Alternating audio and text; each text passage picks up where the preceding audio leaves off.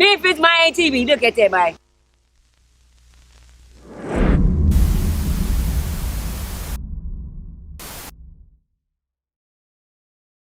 Back off. Damn, what you talking about? Don't move, bro. Stop. What I did? I'm saying what I did, son. Don't move on. Shoot your. Put your hands on the car. Hands on the car. I'm gonna shoot you in your head. You understand me?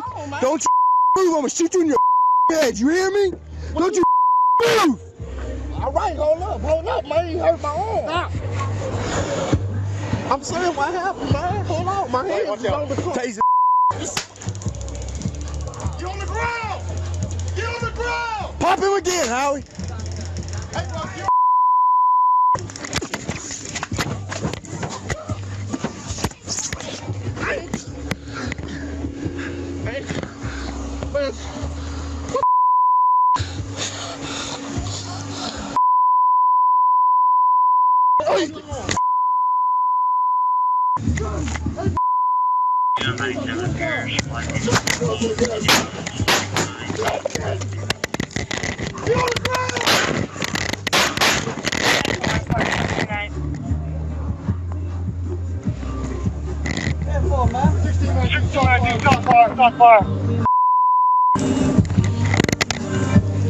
You copy shots fired, North Boston.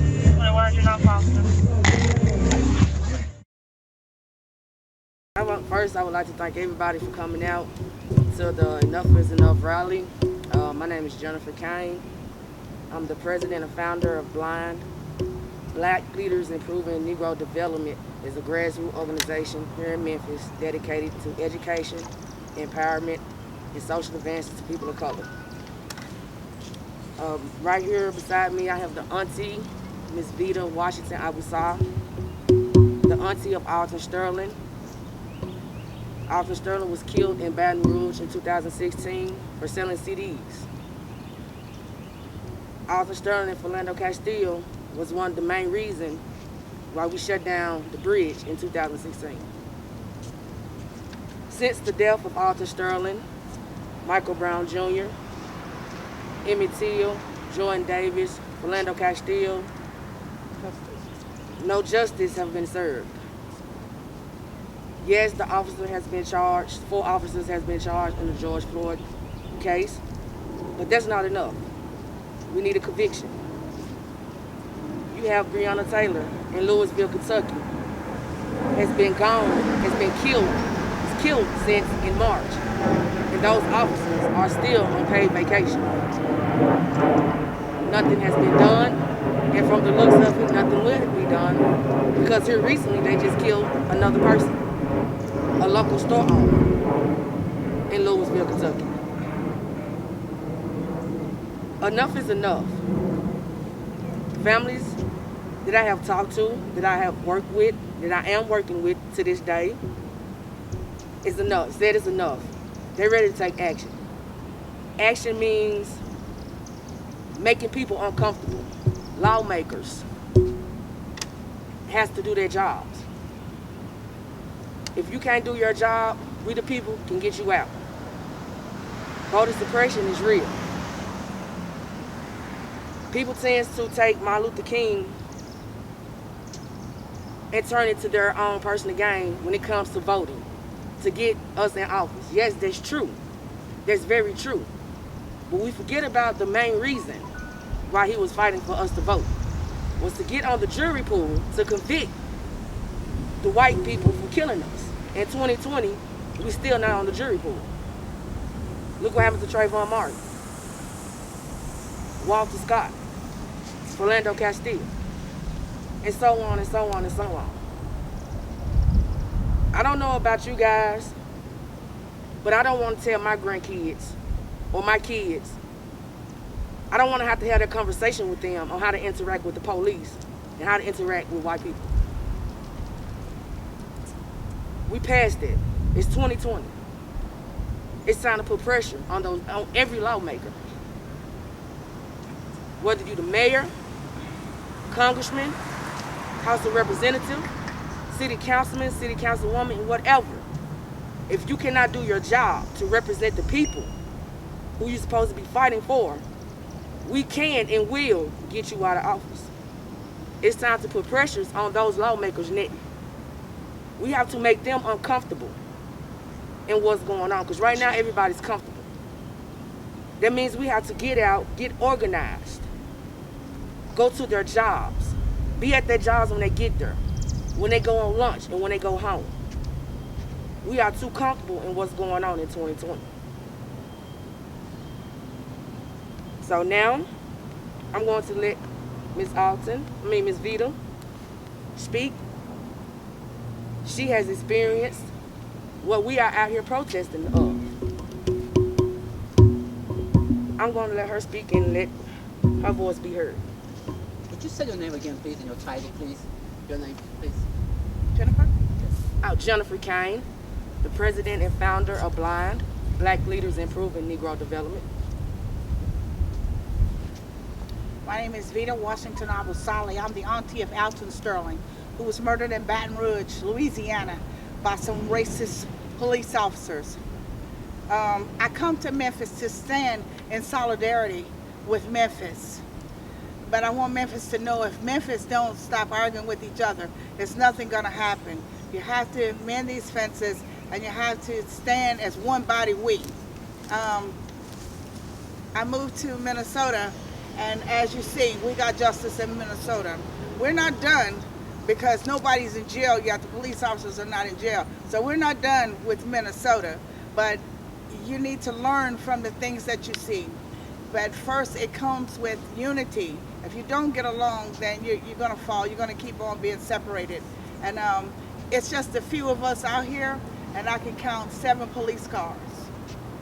It don't take a multitude to get the point across, but it takes some unity to get the point across. I've been here 4 times, and each time I come, we got results. We got something done. We got the business clear. But I come back this time because I was looking, and if you don't make them uncomfortable, they're going to keep killing you. We got to stop being comfortable. We got to stop allowing them to dictate what street you can go on, where you can go, and what you can say. Freedom of speech. You're not going to tell me what I can say. I'm going to say this, and watch this. No justice. No peace. No racist. Police. Not long ago, I got the chance to not only meet her, but many other family members that have lost their family members to police brutality. Now, as we stand here right here in Memphis, Tennessee, and as people are protesting all throughout the city, we must come together on a common form of leadership, a common form of unity. We must come together on the same ideas. That way we can be able to push them forward to many of our politicians that we have right here in the city. And so we must come together in unity as we are in time of reconciling our nation. Now we're out here for the Enough is Enough rally. And who do we have here? I'm Vita Washington Abusali, the auntie of Alton Sterling, who was murdered by some racist police officers in Baton Rouge, Louisiana. Now, for those that don't know, could you go over the situation for just a brief summary, 1 minute? Alton was sitting out in front of a store like he always do for the last maybe 7 years, sitting out in front of the store. That particular store, he sat out there for maybe 3 to 4 years selling his CDs. He gave away more CDs than he sold. That's why the community loved him so much. Because if the kids made good grades, they got free CDs. And the police came up and murdered him like an animal. You know, my story is your story. It's the same story, just different players. You know, but I come here with y'all. I come here in solidarity with y'all. To stand with Memphis. Now, the public had their own, the media had their own perception of Alton Sterling. Now, you being a family member, what would you like to tell the public? I want to tell the public one thing, but I choose not to say that today. I think I'm going to keep it holy and acceptable unto God right now. It don't matter to me how a person see Alton, because Alton was a man. Alton was a black man who took care of his children, took care of his family. You know, Alton did what he needed to do, you know, to survive in this world. He wasn't stealing. He was selling CDs. He was working. He was a business owner, if you will, selling his CDs. You know, Alton wasn't a violent person. Alton was a big old gentle giant. Now, mind you, if you come upon him and you try to do him some bodily harm, he's going to defend himself. But you know what? I haven't seen the video. It's going on 4 years. I have not seen the video of those people murdering my nephew because I don't want it to change me. I have to keep my eyes on the prize of the Most High. So I haven't seen the videos as to this day because I don't want it to change who I am. Now, for the young people that are participating within the Black Lives Matter movement, do you have a message towards the youth? Yeah. It bothers me when you say Black Lives Matter because I have sisters and brothers that's Indian. I have sisters that's Hmong. I have sisters and brothers that are Asian, you know, that'll die for you, and yet you hollering just Black Lives Matter. What's the difference between Black Lives Matter and a KKK? Explain that to me. Yeah, I need you to break it down for me. You got my number, 225-454-5170. I'll wait. All right. Now, is there anything you would like to say to the world? Yeah. Memphis, each time I've come to Memphis, I come under the leadership of Blind. Now, if y'all don't get up and get together and be on one accord with each other, nothing is going to prosper. You're dragging the people this way, dragging them that way. Leaders, y'all got to get together and be on one accord with each other. Sit down at the round table. You know, we got the COVID-19 and coronavirus going on, so use social distance. But sit down somewhere and have this conversation, because you're going to have it. Martin Luther King is shaking his head at each and every one of y'all right now. Malcolm X is shaking his head at each and every one of y'all right now, because you're not in solidarity. You asking for transparency and solidarity, but you're not in solidarity. What you think about that? Come on, Memphis, let's get it together. All right. Memphis, my TV, look at that, boy.